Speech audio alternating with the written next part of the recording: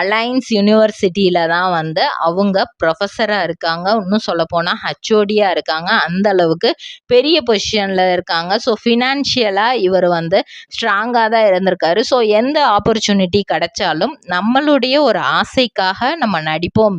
நம்மளுடைய திறமை என்னங்கிறத மற்றவங்களுக்கு தெரியப்படுத்துவோம். தெரியாத சில விஷயங்களை நம்மளும் கற்றுக்குவோம் அப்படின்னு இவர் ஆசைப்பட்டு நடித்தது தான் நிறைய சீரியல்ஸ் அப்படின்னே சொல்லலாம். ஆனால் ஸ்டார்டிங் ஸ்டேஜில் அப்படி இருந்துச்சா அப்படின்னு கேட்டால் அப்படி இல்லை. ஏன்னா வந்து கார் கம்பெனியில் ஒர்க் பண்ணிக்கிட்டே வந்து சின்ன சின்ன சான்சஸ் வந்து தேடி இருக்கிறாரு.